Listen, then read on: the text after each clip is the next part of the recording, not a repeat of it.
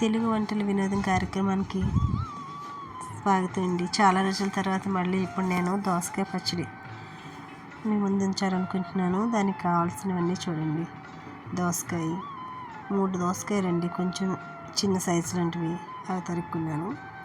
దాంట్లోకి కావాల్సినవన్నీ కూడా కొంచెం మెంతులు, వెల్లుల్లి రబ్బలు, పసుపు, 1 చెంచాడు ఉప్పు, ఆవపిండి, కారపొడి అండి. ఇవన్నీ ముందు ఒక పక్కగా పెట్టుకున్నవన్నీ కూడా కలిపేసాను. ఈ కలిపిన పొడితోటి కొంచెం కొంచెంగా ముక్కలు అందులో యాడ్ చేసుకొని మొత్తంగా అంతా కూడా ఆ ముక్కలకి ఆ పౌడర్ అంతా ఎక్కేంత వరకు కలిపేసానండి. ఇవన్నీ కలిపిన తర్వాత నిమ్మరసం ఉంది కదా,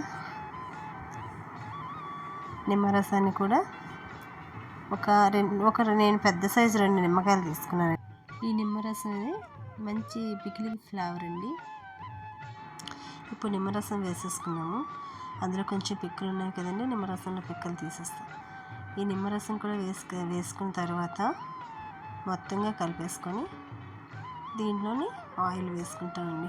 నువ్వుల నూనె అయినా శనగ నూనె అయినా మన దగ్గర ఉన్న ఆయిల్ని బట్టి మీ దగ్గర అవైలబుల్గా ఏది ఉంటే అది వేసుకోవచ్చు, పర్టికులర్గా అని కాదు.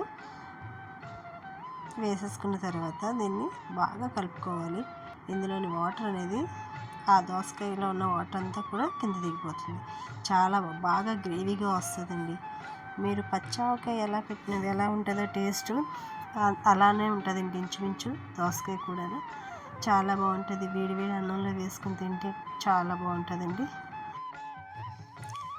ఇది ఇడ్లీ దోశలోకి చాలా బాగుంటుందండి. ఆవకాయ పెరుగన్నంలోకి బాగుంటుంది. వేడి వేడి అన్నంలో నెయ్యి వేసుకొని తింటే ఇంకా బాగుంటుందండి. ఒకసారి ట్రై చేసి చూడండి. Thank you.